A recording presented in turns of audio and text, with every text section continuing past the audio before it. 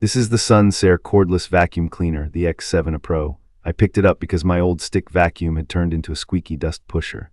My floors are mostly hardwood with a few area rugs. I have a dog that sheds like it is a career, and I wanted something that felt powerful without forcing me into a luxury brand. After a few weeks of real use, here is how it actually performs day to day. I would put this in that sweet middle zone where price and performance make sense. It gives you strong suction, a detachable battery, a big dust bin, a touch screen, and a self-standing floor head, without that feeling that you're paying for a logo. If you live in an apartment or a medium-sized home with mixed floors and pets, this honestly fits. If you're caring for a fully carpeted giant house, I would think about an extra battery or pairing it with a corded vacuum for the big deep cleans. Setup was simple, everything clicks together with that satisfying snap. I mounted the wall dock in my laundry room and charged the battery. It took around 5 hours from low power to full, which is not fast, but it is fine if you plug it in after you clean. From the first run, what stood out was the power in short bursts and how light the whole thing feels in the hand. It is right around 6 pounds, the balance is close to the handle, and I can carry it up the stairs and reach vents and curtains without my wrist protesting. On hard floors, it is genuinely a one-pass kind of clean most of the time. Crumbs, pet hair, fine dust along baseboards, it pulls them up without scattering. The floor head has enough edge reach that I am not constantly swapping to the crevice tool, and it glides smoothly on wood and tile. I mostly run it in the eco mode or the mid mode on hard floors. That gives me plenty of pickup and keeps the battery happy. When I tested the auto mode, it did adjust when I moved from tile to a rug, and it nudged the suction up without me thinking about it. I still prefer tapping the touch screen and choosing my mode myself, but auto does make sense if you do not want to think at all.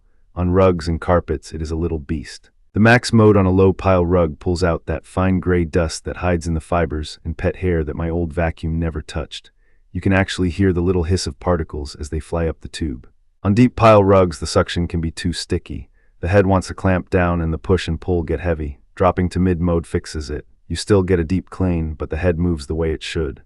Battery life matches what I hoped once I stopped chasing the marketing number. On hard floors in eco, I can get close to an hour. On a normal mixed clean with a few boosts on rugs, I am usually around 40 minutes.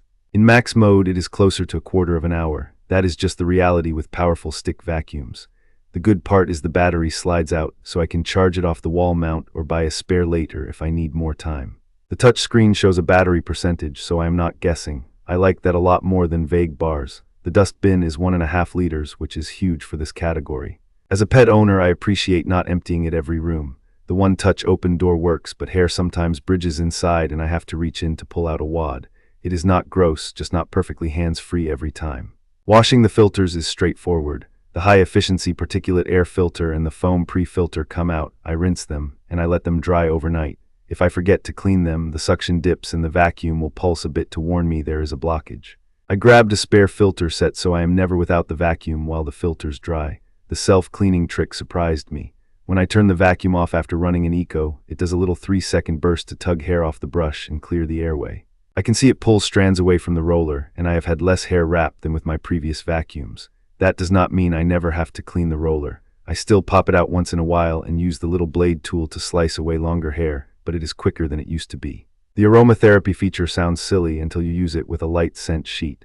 It is subtle, not perfumey, and it knocks down that warm dust smell that some vacuums push back into the room. If you hate any fragrance, you can skip it and it will still filter fine. The filtration overall feels solid. I do not see a cloud when I vacuum in sunlight, and my allergies are calmer compared to the older vacuum. Maneuverability is easy. The neck pivots with a small twist of my wrist, and the head slides under chairs and around table legs without me wrestling it. The wand length adjusts, which is a tiny detail that matters. I can set it so my back is straight. The power control is a press once to run and press again to stop, not a hold to run trigger. My finger thanks them for that. Noise is reasonable. In eco, I can still talk on the phone hands-free if I am just touching up a hallway. In max, there is a higher-pitched turbine sound, but it is not the low roar that rattles windows. I have used it at night without waking anyone. The accessories are genuinely useful. The triangular upholstery tool grabs grit out of the couch seams. The crevice tool gets into the slide track on my patio door. The 1-meter hose is great for the car and for reaching the dryer vent without holding the whole vacuum at a weird angle. The wall mount is clean and keeps everything in one place, and the vacuum can stand on its own when I pause. I do not trust the self-standing position if kids or pets are running past, because it is a little top-heavy and a bump could tip it. If I step away for more than a moment, I still lean it or clip it into the dock. Compared to my older budget stick vacuum that was rated around 300 watts, this is a clear step up. The old one missed fine dust, hair wrapped tight every single session, and the battery faded after 1 year. The SunSare feels stronger, lasts longer per clean, and the detachable battery means I am not throwing the whole machine away when the battery ages. I also spent a weekend with a very expensive flagship stick vacuum from a well-known brand. That one felt a bit more refined in materials and had a slightly better carpet head on deep pile, but the difference in actual cleaning on my floors was smaller than the difference in price. The SunSare gets me most of that experience without the premium cost, and I do not baby it.